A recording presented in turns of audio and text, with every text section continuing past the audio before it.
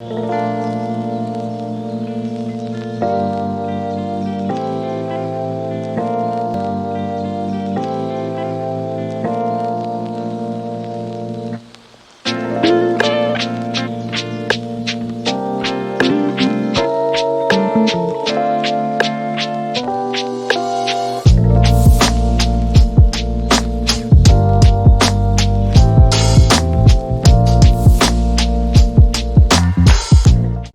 to VINO Live.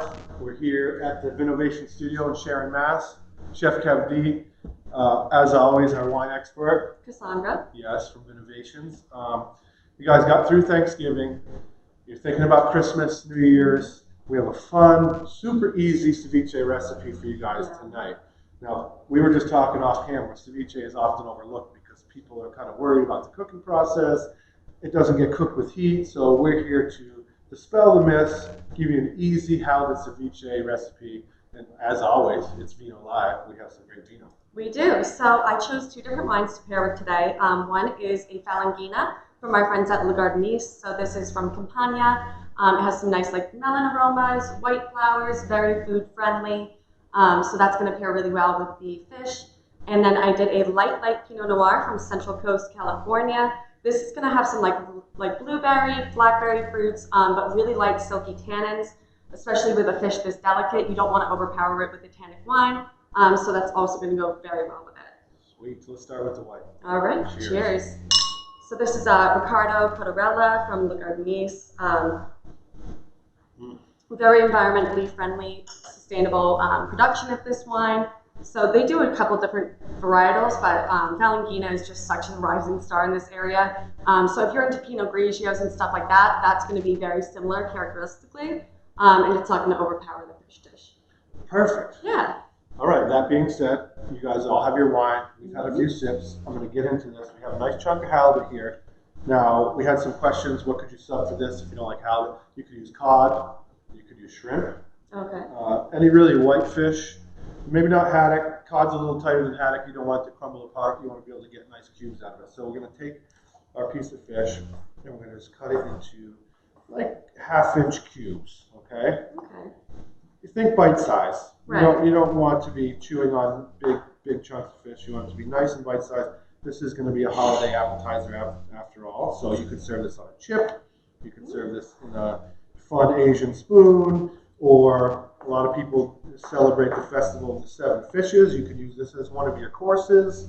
So we're going to give you lots of options here. So you know what I've seen it served in actually that's kind of fun is either like a martini glass style or like a wine glass, which is, it's fun, it's festive. You can dress it up, put a little ribbon on it, and you can also label it so everyone gets their own little portion. Absolutely. That's a fun way to do it as well. Yes, just a pro tip. If you're going to do a wine glass, use a stemless one that has a wide mouth. Right. Because you're going to be putting a spoon or something in there and you don't want anybody to break, and after a couple vinos, you never know. You never know. So we started with our cubed up fish here, just like that. This is probably one serving, a couple if you're going to do small of these bouche styles. And then we're going to take fresh lime. Okay, we're going to squeeze that right in there. I also like to use lemon. I like to get the two different flavors. Now, lemon has a lot more seeds, so I just do it through my glove here. So you could do it over a strainer if you wanted to. And the idea is just kind of have enough juice. You could use the bottle stuff, no problem. Just have enough to cover the fish.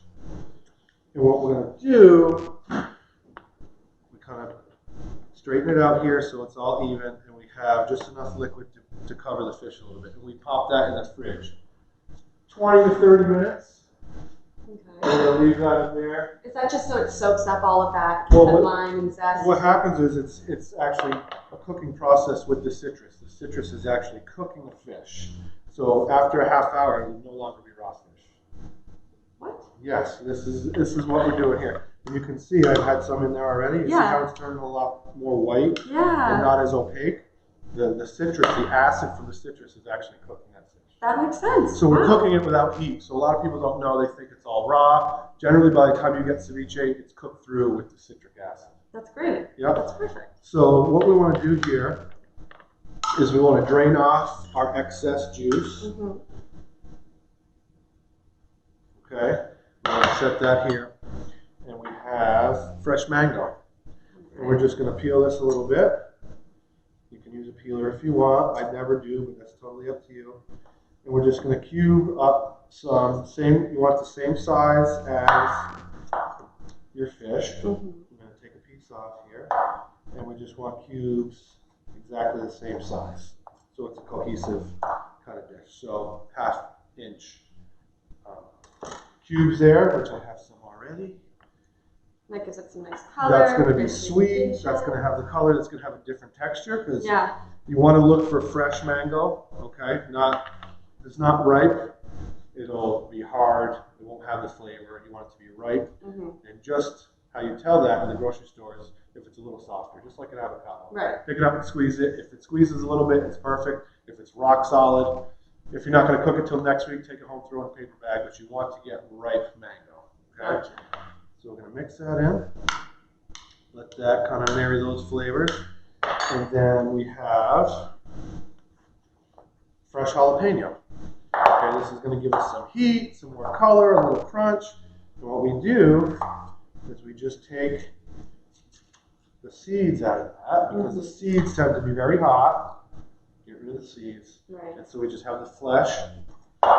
And we're going to go really small with this, a fine dice, because you don't want to get a big mouthful of jalapeno. No, you don't. To burn out your palate and you won't have those flavors. But the jalapeno, I think, nicely with the red, which is our next one. I was just going to say, so the Pinot Noir that I selected to go along was definitely influenced by the jalapeno component. So this has a little bit of like light oak, light pepper, but it's still like more so fruit forward. So it's going to complement and marry into that flavor very well, as opposed to anything that's going to be inky or tannic or something that would go with like a pasta dish.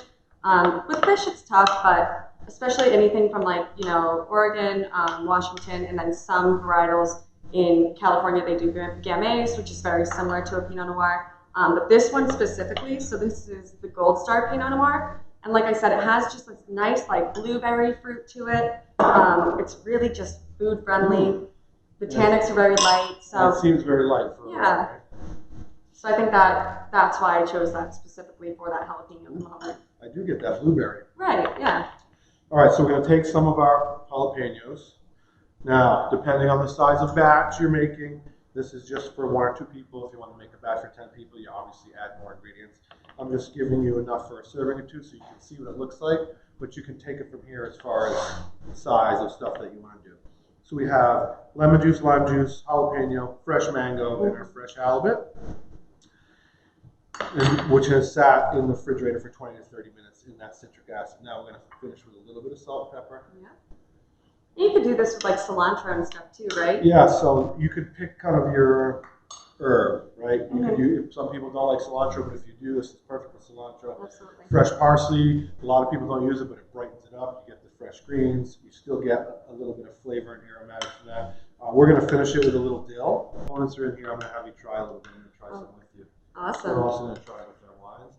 Now you could put this on a chip, tortilla chip, or your favorite. The kettle chips are perfect. Yeah. The kettle cooked chips, just like lobster salad, ceviche, they go perfect. Those are perfect vessels. So here we go. Right? That has a really good texture to it as well. You got the mango, you got the crunch. Also from the jalapeno, the fish is cooked through with the citric acid. You're gonna go with the white.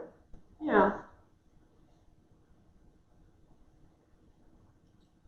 Oh, that's a summer day right there, but that's also so good. Perfect for the holidays, right? So like I said, you could use a chip. I'm gonna just throw it on my plate as if this was an appetizer in your holiday dinner. And there's just enough little kick to it, you know? Yep. It's not spicy. A little bit of black pepper, a little bit of jalapeno. You know, again, this is generally at the beginning of the meal, so you don't want to blow out your palate with all those harsh flavors. Add some fresh pea shoots. To go right on here, we can finish with a little more lime, just for some freshness. And that acid just really brings out all those floral components to the Pinot Noir. Like I'm getting a lot more rosehip oil, like fresh rose petal, 100%. the bramley fruit. That's a nice little bite. And then we can decorate it with a little bit of lime wedges. With you can use Cajun, you can use smoked paprika, you can use anything you want for a little Old Bay with that. So you have the perfect ceviche for your holidays. It looks great and it tasted even better. I appreciate that. She's not lying. She really did like it. I did. So we'll see you next week. We're going to have some more holiday recipes, obviously some great holiday wines. On a lot more wines. I'll be back. Cassandra will be back. So for Chef Kev B and Cassandra here from VINovations, VINO Live, we'll see you next week. See you next week.